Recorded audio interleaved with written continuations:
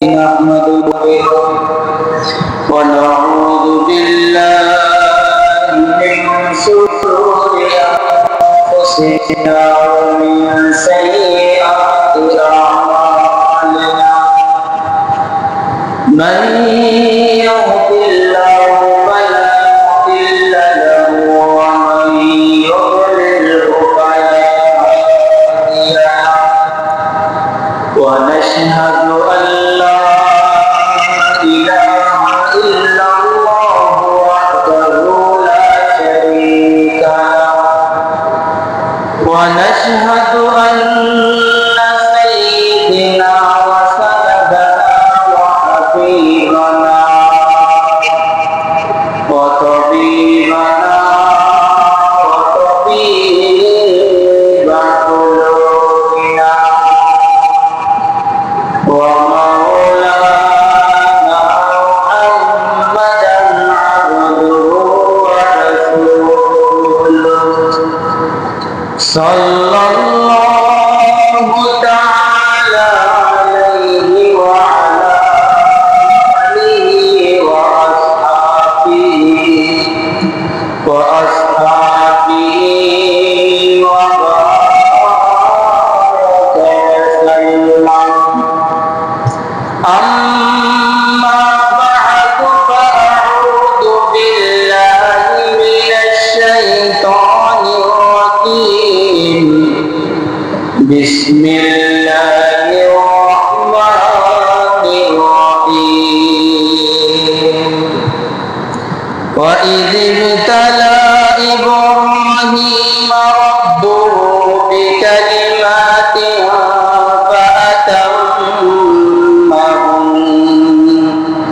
قال إني جاعلك للناس إماما. صدق الله المولانا العظيم وصدق رسوله النبي الأمي الكريم ونحن على لمن الشاهدين والشاكرين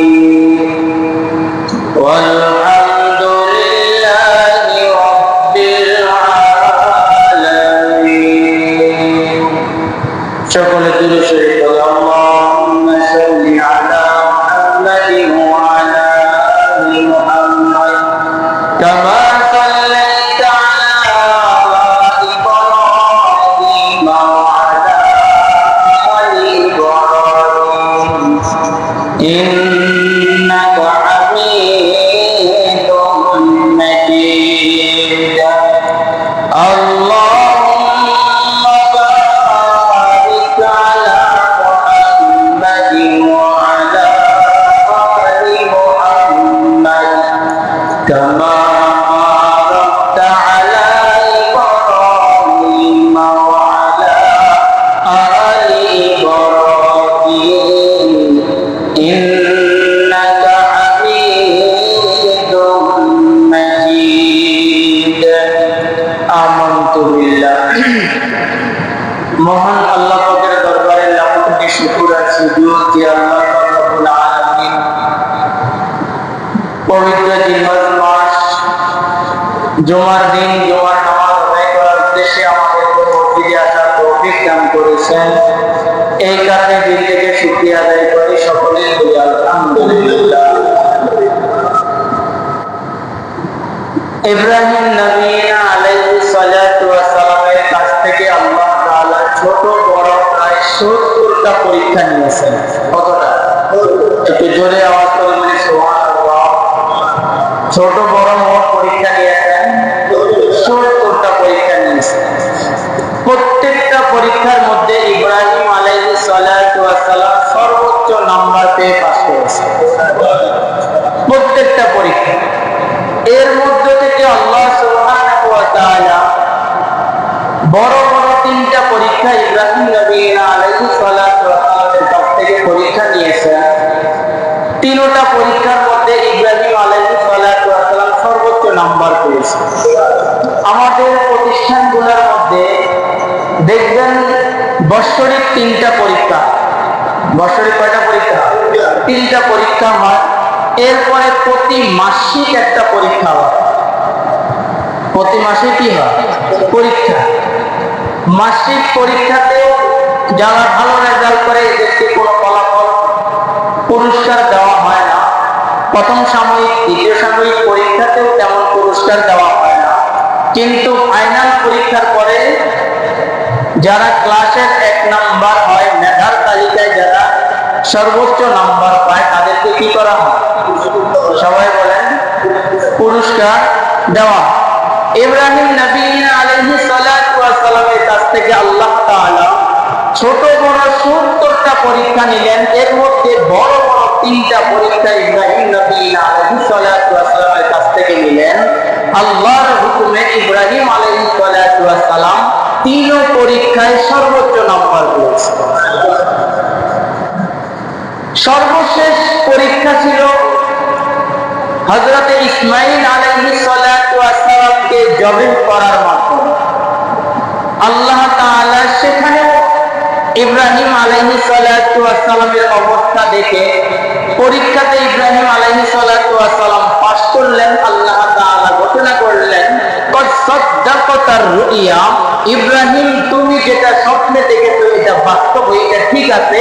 শুধু তাই নয়, এই কাজটা আমি আল্লাহর কাছে এত পছন্দ হইল যেটা আনেওয়ালা কিয়ামত পর্যন্ত বান্দাদের জন্য স্মরণীয় করে রাখবে। এরপরে আল্লাহ সুবহানাহু ওয়া তাআলা ইব্রাহিম আলাইহিস সালাতু ওয়াস সালামকে পুরস্কার দিলেন। 1 নম্বর পুরস্কার আল্লাহ নিজে বললেন, ইব্রাহিমের লকব লাগাইলো ইব্রাহিম খলিলুল্লাহ। লকব কি দিলেন? খলিল বলে আল্লাহ তাআলা সম্বোধন করলেন। এরপরে দ্বিতীয় পুরস্কার আল্লাহ তাআলা দিতেছেন,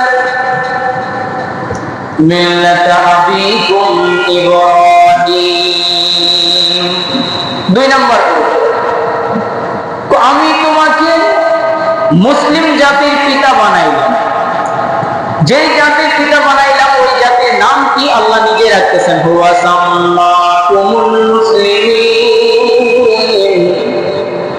যেই দলের বাপ আপনাকে আমি আল্লাহ বানাইলাম সেই দলের নাম হইল মুসলমান। সেই দলের নাম কি? মুসলমান। পুরস্কার 2টা দিলেন। দেওয়ার পরে আল্লাহ সুবহানাহু ওয়া তাআলা ইব্রাহিম আলাইহিস সালাতু ওয়াস সালামকে ইখতিয়ার দিলেন, অনুমতি দিলেন, স্বাধীনতা দিলেন যে ইব্রাহিম 2টা পুরস্কার, আমি তোমার নাম রাখলাম খলিল, মুসলিম জাতির পিতা বানাইলাম। এরপরে 2টা পুরস্কার আমি আল্লাহর পক্ষ থেকে দিলাম। 3 নাম্বার পুরস্কার তোমাকে ইখতিয়ার দিলাম, কি চাও আমার কাছে, যা চাইবা আমি আল্লাহ তাই দিব। যা চাইবা তা দিব। পয়গম্বর কোনো কিছুই চান নাই, কোনো কিছুই চান নাই। এমন এক জিনিস চাইলেন, অতীতের কোন পয়গম্বর এই জিনিসটাকে চায়। ইব্রাহিম আলাইহিস সালাতু ওয়াস সালামকে আবুল আম্বিয়া বলা হয়। আবুল আম্বিয়া, আম্বিয়ায়ে কেরাম, নবীগণের বাপ বলা হয়। কেন আবুল আম্বিয়া বলা হয়তো? আদম আলাইহিস সালাতু ওয়াস সালাম থেকে নিয়ে ইব্রাহিম আলাইহিস সালাতু ওয়াস সালামের আগ পর্যন্ত মধ্যখানে সর্বোচ্চ 7 জন থেকে 8 জন পয়গম্বর।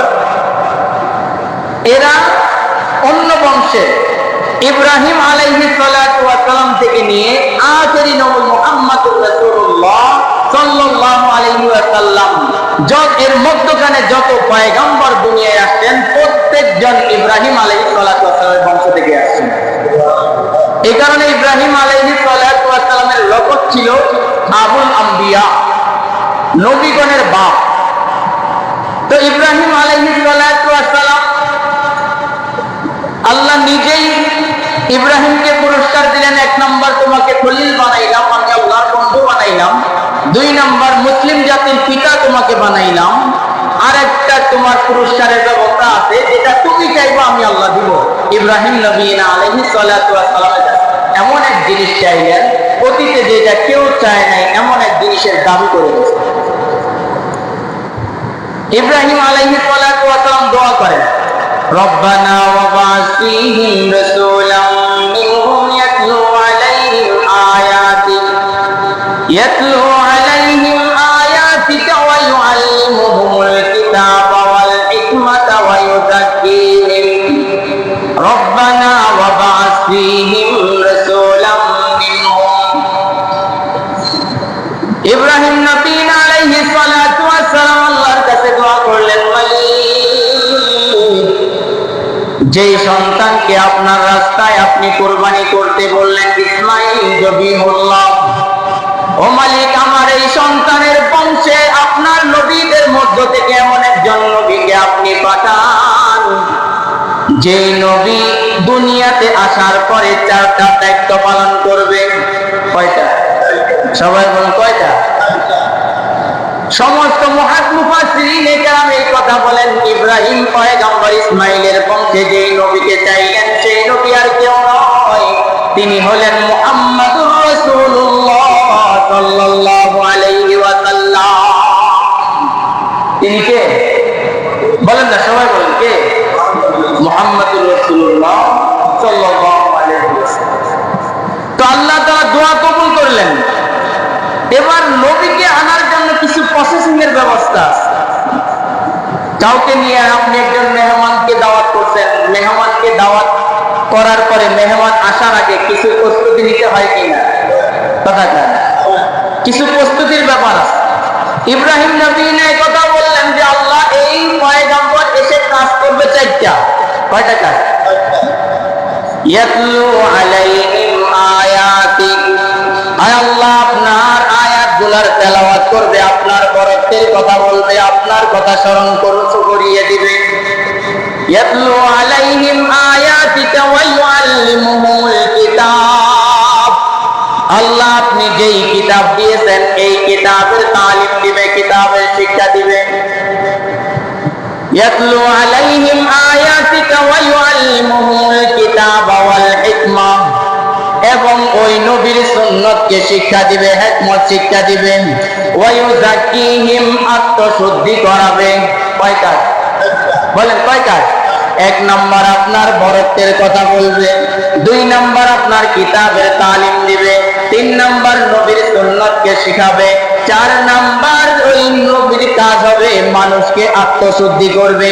এই 4টা কাজ নিয়ে, 4টা কাজ নিয়ে দুনিয়ায় যাবে, এই 4টা মিশন নিয়ে দুনিয়ায় তারা যাবেন। আল্লাহ তাআলা এবার বলেন, ইব্রাহিম তোমার দোয়াকে কবুল করলাম, আখেরি নবীকে আমি আল্লাহ ইসমাঈলের বংশে দিয়ে দিব। আল্লাহ দোয়া কবুল করলেন। এবার প্রসেসিং এর ব্যবস্থা আল্লাহ করতেছেন। বাপ ছেলে 2 জনকে বললেন, যাও মিনার প্রান্ত থেকে যাও, ওই যে খানায় কাবা, যেই খানায় কাবার গোড়ায় ইব্রাহিম পয়গম্বর দোয়া করেছিলেন, খেয়াল আছে আপনাদের? পয়গম্বর ইব্রাহিম সেদিন দোয়া করেছিলেন, মালিক, ও ঘরের মালিক, আপনার হুকুমে আমার বিবি সন্তানকে এই জায়গায় রেখে গেলাম। ওগো মালিক, এদের হেফাজতের দায়িত্ব আপনি আপনার কুদরতি হাতে নিয়েন। আল্লাহ তাআলা সেদিন জিবরাইলের মাধ্যমে ইব্রাহিমকে খবর দিলেন, ইব্রাহিম, ইসমাঈল এবং হাজারার জন্য চিন্তা করার দরকার নাই, এদের দ্বারাই মদিনা মক্কা আবাদ করব। আল্লাহ বলে, ইব্রাহিম, যেই ঘরের কাছে গিয়ে দোয়া করেছিলাম মালিকের কাছে, ওই ঘরের কাছে বাপ ছেলে যাও, ঘরের কাছে গিয়ে ঘরটার মেরামত করো, কারণ এই ঘরটাকে আমি আল্লাহ ভার্সিটি বানাবো। কি বানাবো? কথা। আল্লাহ ইব্রাহিম পয়গম্বর তো সিলেবাস কি হবে, কি ক্লাস করাবে, এই ক্লাসের সিলেবাসটা ইব্রাহিম পয়গম্বর বলে দিয়েছেন আল্লাহ, যে এই সিলেবাসের উপরে আখেরি নবী আসবে আর ক্লাস করাবে। এখন ক্লাস করাবে কোথায়? ভার্সিটি দরকার কথা। আপনারা আমার কথা বুঝতেছেন? দরকার আছে। এবার আল্লাহ বলে, যাও 2 জন মিলে ঘরটাকে নির্মাণ করো। ইব্রাহিম পয়গম্বর হইলেন মিস্ত্রি, ছেলে ইসমাঈল জবিহুল্লাহ হইলেন যোগালী। বাপ ছেলে 2 জন মিলে ঘরকে নির্মাণ করতেছেন। ঘর যখন বুক বরাবর হয়ে গেছে, সামনে উঠতে পারে না, ইব্রাহিম পয়গম্বর মালিকের কাছে দোয়া করলেন, মালিক, আপনি যে ঘর বানাইতে বললেন এটার উচ্চতা কেমন হবে? শব্দ আপনি বলে দিলেন, ও মালিকের উপরে তো যাইতে পারি না, এখন উপরের দিকে কিভাবে যাব? আল্লাহ তাআলা ইব্রাহিম আলাইহিস সালাতু ওয়াস সালামকে বলে, ইব্রাহিম সামনের দিকে দেখো, একটা পাথর দেখা যায়, ওই পাথরটাকে নিয়ে আসো। মাকামে ইব্রাহিম যেটাকে বলা হয়, পাথরকে নিয়ে আসো। ওই পাথরের উপরে উঠবা, আমি আল্লাহ পাথরকে তোমার জন্য লিফট বানিয়ে দিব। সুবহানাল্লাহ। ইব্রাহিম পাথরকে যদি বলবা ডাইনে যাও, পাথর ডাইনে যাবে। যদি বলো সামনে যাও, সামনে যাবে। পাথরকে যদি বলো উপরের দিকে উঠো, পাথর উপরের দিকে যাবে। যদি নিচে নামতে বলো, নিচে আসবে। এবার দেখেন মালিক কি সুন্দর একটা মিল রাখছেন। খলিলুল্লাহ ইব্রাহিম খলিলুল্লাহ, আর ছেলে হইল ইসমাইল জবিহুল্লাহ। বাপ ছেলে দুজন মিলে ঘর বানাইলেন। এবার মালিককে বলে ঘরের নাম কি দেওয়া যায়, ভার্সিটির নাম কি দেওয়া যায়? ঘর তৈরি হয়ে গেছে, প্রথমে নাম নির্ধারণ করেন, বলেন নামটা কি দেওয়া যায়? আল্লাহ তাআলা বলেন, ইব্রাহিম ঘরের নামটা দিবা বাইতুল্লাহ। ঘরের নাম কি? বানাইলো কে? ভুলে গেছেন? বানাইলো কে? খলিলুল্লাহ। যোগালি ছিল কে? জবিহুল্লাহ। ঘর বানাইলো, নামটা কি হইল? বাইতুল্লাহ। নামও হইল, ঘরও হইল। ঘরের প্রফেসর আল্লাহ তাআলা হাবিবুল্লাহ। আখেরি নবীকে চাইলেন, প্রফেসর হাবিবুল্লাহকে আল্লাহ তাআলা ঠিক করলেন। এবার ইব্রাহিম পয়গম্বর বলে, মালিক ঘর তো বানাইলাম, ঘরের জন্য সিলেবাস কি হবে তাও ঠিক করে দিলাম, ঘরের নামটাও নির্ধারণ করলাম। এবার ঘরের জন্য ছাত্রর দরকার আছে, ছাত্র পাবো কোথায়? আল্লাহ বলে, ইব্রাহিম আযিন ফিন্নাস, যেই ঘর বানাইলা ঘরের চূড়ায় উঠো, আযান দাও। দেখেন, আর দুনিয়া দারুল মিসাল। দুনিয়াটা হইল দৃষ্টান্ত। আমরা নতুন প্রতিষ্ঠান করার পরে মাইকিং করি কেন? মাইকিং করি কেন? ভর্তি চলতেছে, ছাত্র যাতে করে পাই। ইব্রাহিম পয়গম্বর বলে, মালিক এবার ছাত্র কোথা থেকে ব্যবস্থা হবে? আল্লাহ বলে, আযান দাও, দাঁড়াও, এলান করো। আযান শব্দের অর্থ হইল এলান করা, ডাকা।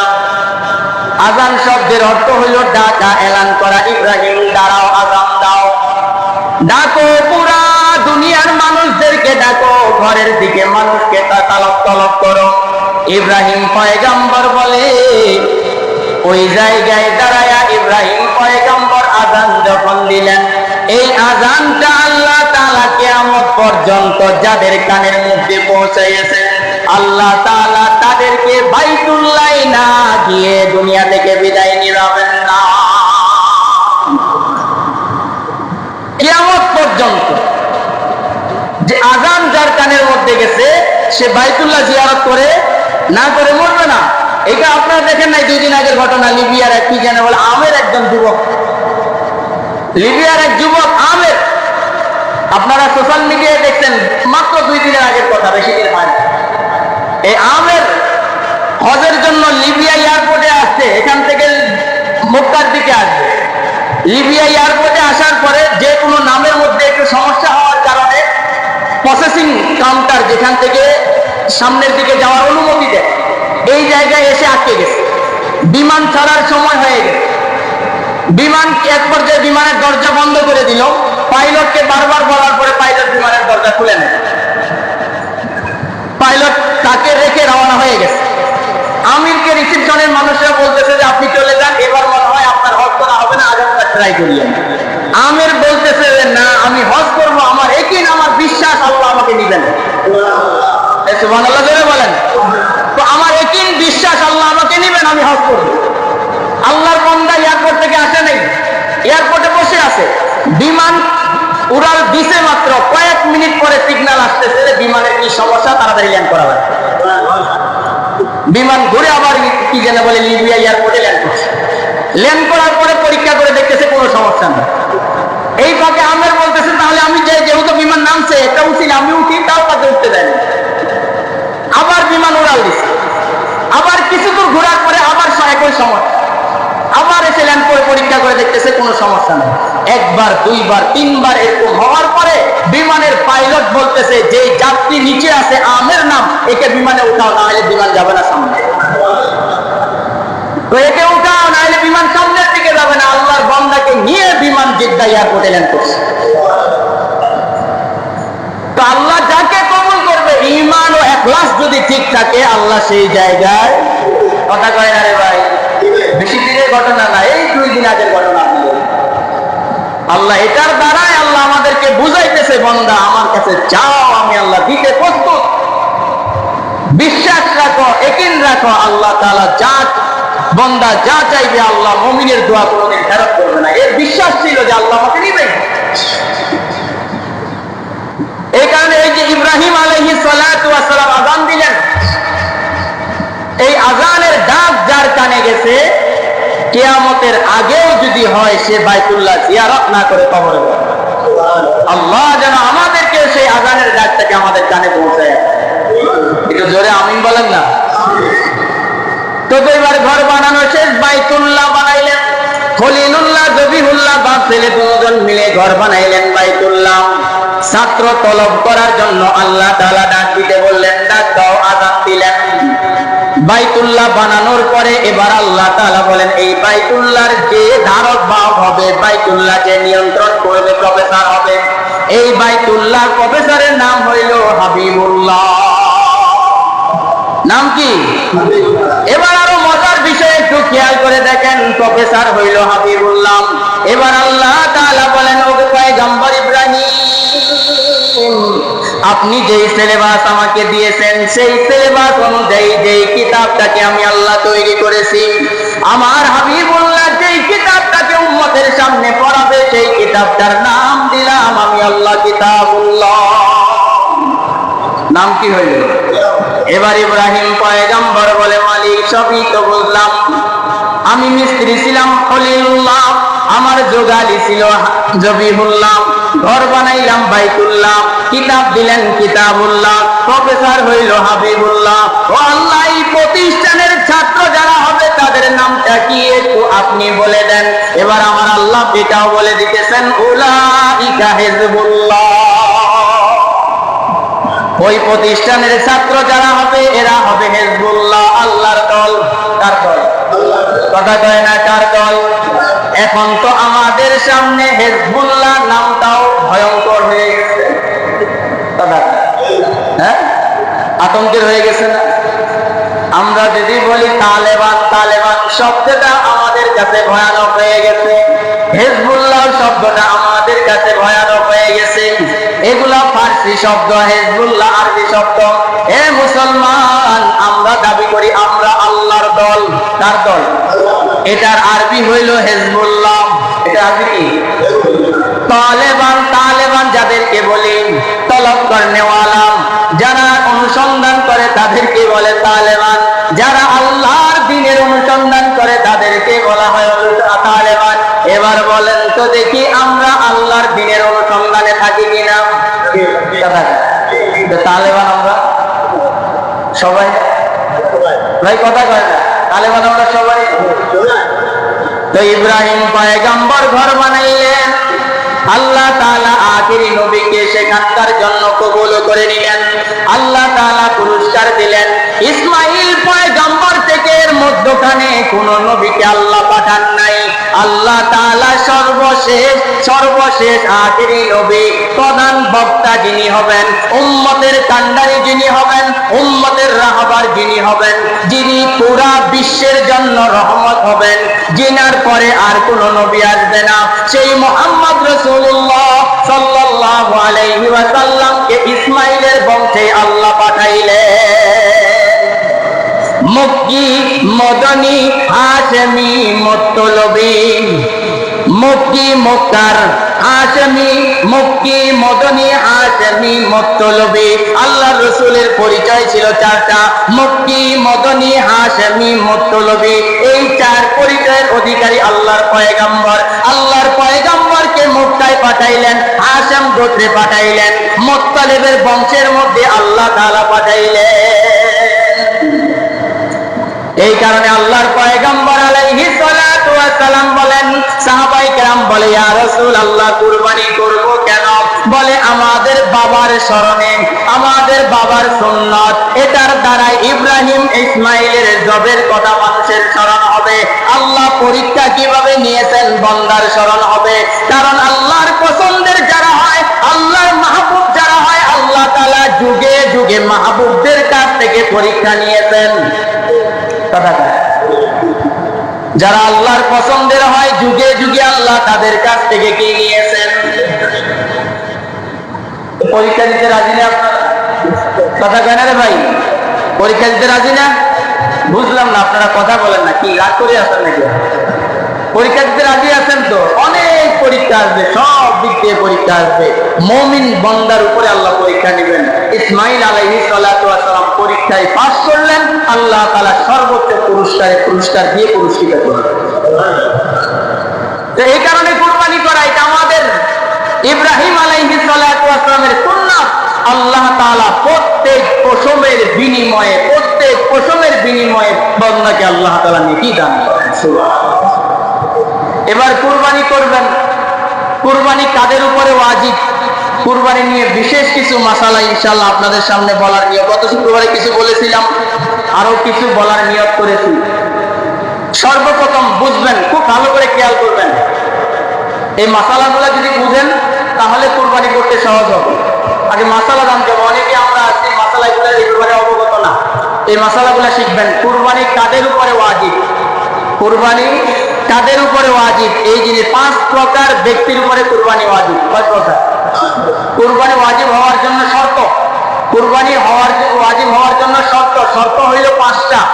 এই 5টা শর্ত যার কাছে পাওয়া যাবে ওই মানুষটাই কুরবানি করতে পারবে। এর মধ্যে 1 নাম্বার শর্ত হইল মুসলিম হওয়া। কি হওয়া? বলেন না, কি হওয়া? বিধর্মীরা কুরবানি করে? আপনারা জানেন না? করে? পাঠা বলি দেন না? কোন কথা বলি দেয় না? ওদের ভাষায় জিজ্ঞাসা করিয়েন, ওরা বলি দেয় এখানে কুরবানি করা। বিধর্মীরাও কুরবানি করে, তবে এরা গায়রুল্লাহর নামে কুরবানি করে। কার নামে? গায়রুল্লাহ, অর্থাৎ আল্লাহ বাদে অন্যের নামে কুরবানি করে। এই কারণে এটা শিরক। আর আমরা কুরবানি করি কার নাম নিয়ে? বলেন না, কার নাম নিয়ে? কুরবানির সময় কি বলি? বিসমিল্লাহি আল্লাহ ভগবান, নাকি বিসমিল্লাহি ওয়ালা মিল্লাতি রাসূলিল্লাহ? আল্লাহর নাম নিয়ে কুরবানি করে। 1 নাম্বার শর্ত হলো কি? মুসলমান হইতে হবে। 2 নাম্বার স্বাধীন হইতে হবে। আমরা এখন স্বাধীন। আগে এক সময় গোলাম বান্দির প্রচলন ছিল, গোলাম বান্দি যারা হইতো এদের উপরে কুরবানি ওয়াজিব হতো না, স্বাধীন হইতে হবে। 3 নাম্বার হইছে জ্ঞানী মানুষ, যে জ্ঞানী তার উপরে কুরবানি ওয়াজিব, পাগলের উপরে কুরবানি ওয়াজিব না। মস্তিষ্ক ভারসাম্যহীন যারা, তাদের উপরে কুরবানি ওয়াজিব না, এখানে জ্ঞানী হইতে হবে। এরপর মুকিম হওয়া বুঝেন আপনারা? অনেকে আমরা বাড়ি থেকে বের হয়ে যাই ঢাকার জন্য, ঢাকার উদ্দেশ্যে বাইরে চলে যাই, কুরবানির দিন ভাগ করে যায়। কুরবানির জন্য আরেকটা শর্ত হইল মুকিম হওয়া। মুসাফির হইলে চলবে না। মুসাফির যে, সে তার উপরে কুরবানি ওয়াজিব হয় না। তবে কুরবানি যে 3 দিন, এই 3 দিনের মধ্যে যদি আবার মুকিম হয়ে যায়, অর্থাৎ তার বাসস্থানে চলে আসে, ওই সময় তার উপরে কুরবানি ওয়াজিব হয়ে যায়। এরপরে ধনের মালিক হওয়া। ধনের মালিক, এখন ধনের মালিক কি পরিমাণ? গত শুক্রবারে বলেছিলাম যে আপনার বর্তমানে 52.5 ভরি রূপার দাম বর্তমান বাজারে 78,800 বা 900। এই টাকার পরিমাণ যে মালিক হবে তার উপরে কুরবানি কি হয়ে যায়? তার উপরে কুরবানি ওয়াজিব হয়ে যায়, এই পরিমাণ টাকার মালিক হয়ে। এর মধ্যে একটা মাসালা শুনেন, এটা ওই 5 শর্তের ভিতরে পড়ে না, এটা অতিরিক্ত একটা মাসালা আপনাদেরকে বলবো। আপনার যারা ঋণগ্রস্ত, এদের উপরে কুরবানির হুকুম কি? খুব ভালো করে বুঝবেন। ঋণের মধ্যে আমার 2টা ভাগ আছে। ঋণের মধ্যে 2টা ভাগ আছে। 1 নাম্বার ভাগ হইল ঋণের দ্বারাই আপনার ব্যবসায়িক ঋণ, এটার মাসালা ভিন্ন। ব্যবসায়িক লেনদেনের কারণে ঋণ হওয়া, এটা মাসালা ভিন্ন। তার কারণ আপনি যে ব্যবসা করেন, ব্যবসার মধ্যে ঋণ হয়, আবার এক সময় পরিশোধ হয়, আবার ঋণ হয়, আবার এক সময় পরিশোধ হয়ে যায়, এটার হিসাব ভিন্ন। আরেকটা ঋণ হইল মানুষের কাছে কর্জ নেওয়া। আপনি যে কোনো সমস্যার কারণে মানুষের কাছ থেকে কর্জ নিলেন, ঋণ করলেন, এখন ঋণ পরিশোধ করা আপনার উপরে ফরজ। সবসময় খেয়াল রাখবেন, ঋণ পরিশোধ করা আপনার উপরে কি ফরজ, কুরবানি করা সবাই বলে না। এরে ভাই কি রাগ করে আছে নাকি কথা কয়ে? ঋণ পরিশোধ করা কি, কুরবানি করা। আচ্ছা বলেন তো 100টা ওয়াজিবের যদি এক পাল্লায় দেওয়া হয়, একটা ফরজের যদি এক পাল্লায় দেওয়া হয়, ওজনটা বেশি হবে? আরো ধরে 100 ওয়াজিবকে এক পাল্লায় দিলে। আচ্ছা এই আমরা অনেক সময় কুরবানির দিন যদি নামাজের ওয়াক্ত হয়ে যায়, নামাজ ছাড়ি, শত কুরবানিকে যদি এক পাল্লায় দিই আর জোহরের এক ওয়াক্ত ফরজ নামাজকে যদি এক পাল্লায় দিই, ওজন কার বেশি হবে বলেন না? কার বেশি হবে? ফরজের বেশি হবে। তো ঋণ পরিশোধ করা আপনার জন্য ফরজ, ঋণ পরিশোধ করা কি ফরজ, কুরবানি করা ওয়াজিব। এখন আপনি ওই ক্ষেত্রে আপনার, আমি এই কথা বলবো না যে আপনি কুরবানি দিলেন আপনার কুরবানি হইল না, এই কথা আমি বলবো না। এ ভাই কুরবানি হইল আল্লাহর হক, ঋণ হইল বান্দার হক। কুরবানি কার হক? ঋণ কার হক? বর্তমান যে সময় চলতেছে আমাদের যে সময় চলতেছে, মনে করেন আজরাইল তওবা করার সুযোগটাও দেন আমাদের। আগে তো একটা সময় আপনারা মুরব্বীরা সাক্ষী দিয়েন, মানুষ মরার এক সপ্তাহ আগে বিছানা করবে, তাই না? হঠাৎ মৃত্যুটার সংখ্যা বেশি ছিল না কম ছিল আগে বলেন না? আগে এক সময় হঠাৎ মৃত্যু এটার সংখ্যা কম ছিল না বেশি ছিল? আর এখন হঠাৎ মৃত্যুর সংখ্যা কম না বেশি? স্বাভাবিক মৃত্যুর চাইতে হঠাৎ মৃত্যুর সংখ্যা বেশি, কারণ এটা আখেরি জমানা, আখেরি সময়। বান্দা তওবা করার সুযোগ পাবে না, কোন সময় পিছন দিক থেকে দিবে থাপ্পড় নিয়ে চলে যায়। এ ভাই আপনি মাসালায় চলে আসছে এই কারণে বলতেছি, আপনার রাগ কইলেন না, আবার মাসালা আসছে এই কারণে বলতেছি। শুনেন, আপনি জোহরের নামাজ পড়েন না, আসরের নামাজ পড়েন না, মাগরিবের নামাজ পড়েন না, নামাজ ছিল ফরজ, এনকার করেন না, নামাজকে অস্বীকার করার দ্বারাই কাফের হয়ে যাবে। অস্বীকার করার দ্বারাই কি কাফের হয়ে যাবে, নামাজকে তরক করার দ্বারা কাফের হবে না, কবিরা গুনাহ হবে। এখন আপনি নামাজ জোহরের নামাজও পড়লেন না, মাগরিবে পড়লেন না, আসরে পড়লেন না, তবে বিশ্বাস করেন আল্লাহর হুকুম কি মানি না। এই কারণে যদি কিয়ামতের ময়দানে, আচ্ছা আরেকটা মাসালা বলেন, আল্লাহর হক বান্দার হক, আল্লাহর হক যদি আল্লাহ ইচ্ছা করে মাফ করে দিলাম, পারে কিনা জোরে বলেন? আর বান্দার হক আল্লাহ নিজেই বলেন যে রে বান্দা আমি মাফ করবো, কি মাফ করবো না, কারণ এটা হলো হুকুকুল ইবাদ, বান্দার হক। এটা যদি আদায় না করো তাহলে আমি মাফ করবো না। কিয়ামতের ময়দানে আদায় করার পদ্ধতি কি হবে? গাট্টি গুটা যা আছে সব তার ঘাড়ে দিয়ে দেওয়া, যা নিয়ে চলে।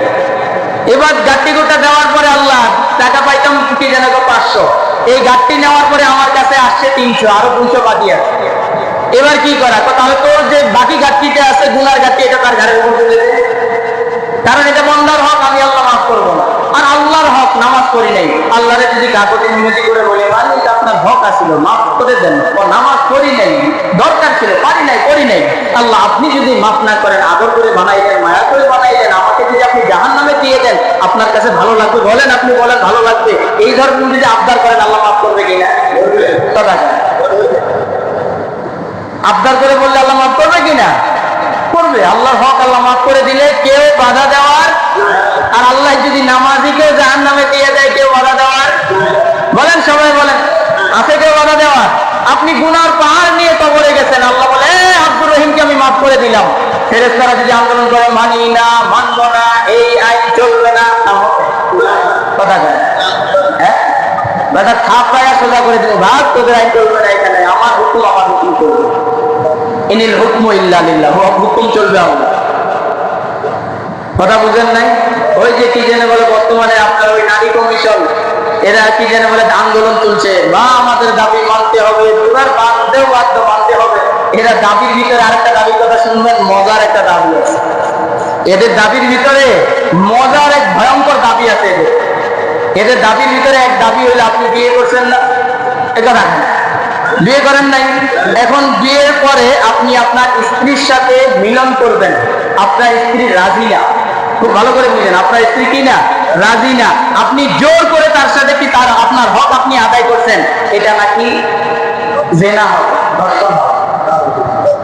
নাউজুবিল্লাহ, বাড়ি যাই কইেন আপনারা।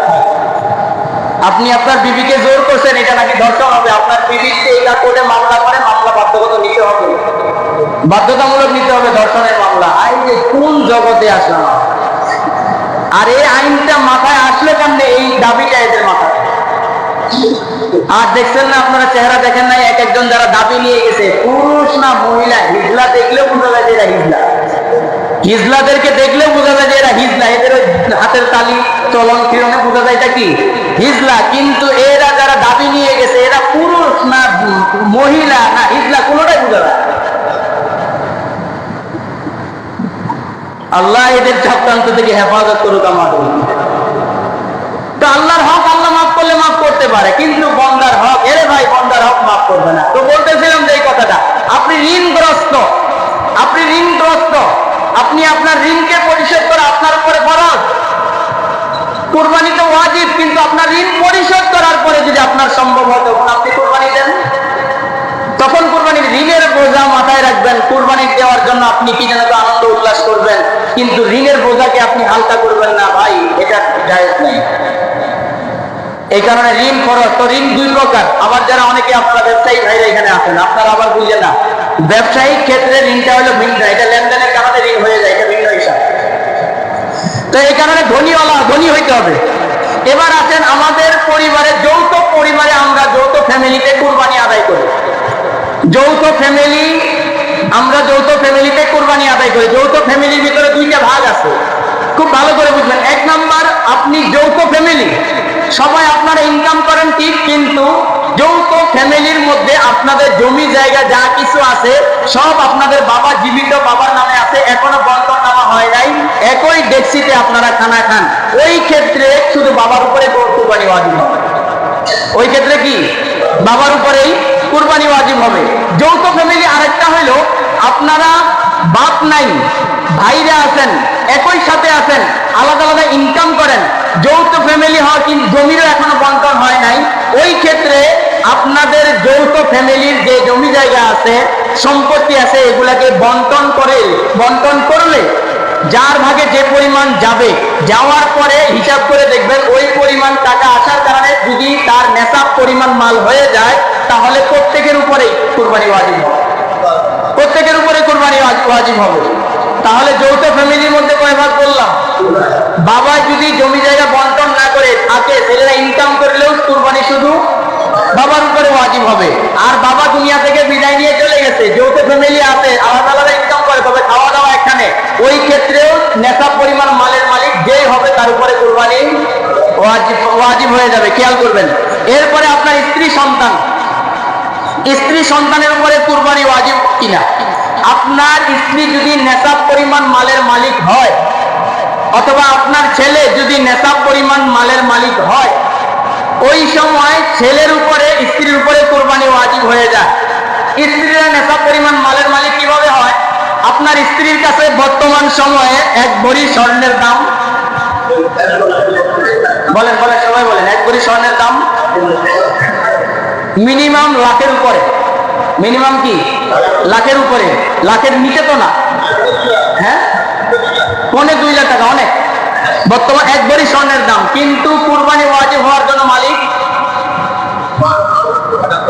78,000 কিংবা 80,000 এর মধ্যখানেই হইলে টাকা ওয়াজিব হয়ে যায়। ওই ক্ষেত্রে আপনার স্ত্রীর উপরে কুরবানি ওয়াজিব হয়ে যায়। আপনার স্ত্রীর উপরে কুরবানি ওয়াজিব, কিন্তু আপনি স্বামী হয়ে যদি স্ত্রীর পক্ষ থেকে কুরবানি করে দেন, হয়ে যাবে, কুরবানি কি হয়ে যাবে। তবে আপনার হককে আদায় না করে আপনি বউয়ের হক আদায় করতে গেছেন, আপনার হকের জন্য আপনি ধরা খাবেন দিবেন, এটা আবার খেয়াল রাখবেন। হ্যাঁ, এরপরে আইসেন আরেকটা। আমরা অনেক সময় বলি যে হুজুর খুদ বলতে কি বোঝায় আমাদেরকে। গত শুক্রবারে বলেছিলাম, একেবারে সার সংক্ষেপ একটা কথা বলেছিলাম, খুদ বলতে যেটা আমার পছন্দ না এটাই খুদ। সার সংক্ষেপ কথা, যেটা আমার কি না, কারণ আল্লাহ বলছে পছন্দের বস্তুকে কি করো, কুরবানি করো। এখন যেটা আমার পছন্দই হয়নি, ওই ক্ষেত্রে আমি কি যেন বলে ওইটাকে কিভাবে কুরবানি করব। তারপরেও আপনার অনেক সময় গরু অন্ধ হয়, এটা খুদ। এরপরে আপনার গরুর দাঁত মুখে থাকে না, নিজের খাওয়াটা নিজে চাপাই খাইতে পারে না, এটাকে খুদ বলা হয়। শিং ভেঙে গেছে, ভাঙার কারণে গরুর মাথায় সমস্যা অথবা চোখের সমস্যা চলে আসে, এটাকে খুব বলা হয়। গরু ল্যাংড়া, নিজের জবেকৃত যেখানে জবে করবেন সে পর্যন্ত হেঁটে যাইতে পারে না, এটাকে খুব বলা হয়। এবার আসেন আরেকটা মাসালা। আপনি একটা গরু, আমাদের সমাজে এরকম হয়ে যায়, আমার ক্ষেত্রেও হয়ে গেছিল গত 2 বছর আগে। এটা জটিল মাসালা। আমরা অনেক সময় গরু কিনতে যাই, বাপরে বাপ, দালালের ঠেলায় বাজারে হাঁটা যায়, ঠিক না? তো আপনার কি যে আপনি যে দেখবেন, দেখার সুযোগ নাই, পাশায় এদিকে এদিকে থাপড়ায় বলে নিয়ে চলে যান, গরু ভালো আছে। আনার পরে আপনি দেখতেছেন যে গরুটার মধ্যে একটু সমস্যা, খুদ আছে, পা ভাঙা অথবা বড় ধরনের খুদ আছে। এই ক্ষেত্রে আপনি করবেন কি? এই ক্ষেত্রে মাসালা হইল, যদি আপনি ধনী হন, পর্যাপ্ত পরিমাণ মালের মালিক হন, ওই সময় আবার আপনাকে গরু কিনে কুরবানি দেওয়ার জন্য গরু কিনা লাগবে। আর যদি সে পরিমাণ মালের মালিক আপনি না হন, সে পরিমাণ টাকা যদি আপনার না থাকে, তাহলে আপনি ওইটাই কুরবানি করলে কুরবানি হয়ে যাবে। তবে কিনার সময় ভালো করে নিবেন, যেটাকে আমি দিব আল্লাহ রাস্তার জন্য, একটু ভালো দেখলে সমস্যা আছে, সমস্যা আছে। এরপরে আসেন, আপনার গরু কিনে আনছেন, বর্তমান সময়ের আগে বলেছিলাম ভেজালের যুগ। আপনার যদি একটা গরুর ইনজেকশন, যেই ভ্যাকসিন দেওয়া হয়, এটাও নির্ধারিত একটা মেয়াদ থাকে, কি বলেন, থাকে না? বর্তমান তো জালিয়াতির যুগ চলতেছে, এটার মধ্যে নির্দিষ্ট মেয়াদ থাকে। এখন আপনি একটা মোটা তাজা 1.5 লাখ টাকা দিয়ে গরু কিনে নিয়ে চলে আসলেন, কিন্তু আল্লাহ না কাজটা, আপনি যে গরুটা কিনছেন তাকে যে ভ্যাকসিন খাওয়ায় মোটা করা, ভ্যাকসিন দিয়ে মোটা করা হয়েছে, এই ভ্যাকসিনের মেয়াদ যেটা ছিল, ডেট এক্সপায়ার হয়ে যাওয়ার কারণে কুরবানির আগে গরু মরে গেছে। এরকম হয়, এরকম হয়, কিন্তু বিভিন্ন জায়গায় ঘটনাগুলো ঘটে। ওই ক্ষেত্রে মাসালা কি? ওই ক্ষেত্রে মাসালা হইল, আপনি যদি ধনী মানুষ হন, পুনরায় আবার আপনাকে পশু খরিদ করে কুরবানি করা লাগবে। আর যদি আপনার সে পরিমাণ মাল না থাকে, গরিব হন, তাহলে পুনরায় আর গরু কেনার প্রয়োজন নাই, পুনরায় আর কুরবানি আপনার উপরে ওয়াজিব হবে না। এরপরে আমরা অনেক সময় 7 শরীকে কুরবানি দেই।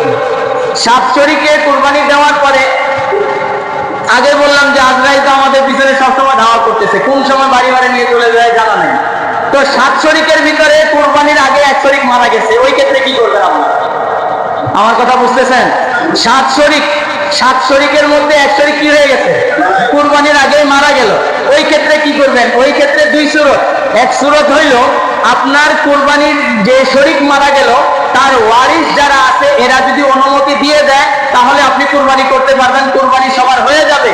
আর যদি তারা আপনার অনুমতি না দেয়, তাহলে যে আপনার বাকি 6 শরীক মিলে বাকি শরীকদারের টাকা ফেরত দিয়ে দিতে হবে, নতুবা কুরবানি হবে না।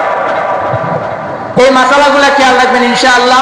এই মাসালাগুলা খেয়াল রেখে গরু খরিদ করার জন্য যাবেন ইনশাআল্লাহ। আনার পরে কিভাবে কি করবেন, আল্লাহ যদি তৌফিক দান করে, আমার তৌফিক ইল্লা বিল্লাহ, আগামী দিনে আলোচনা হবে।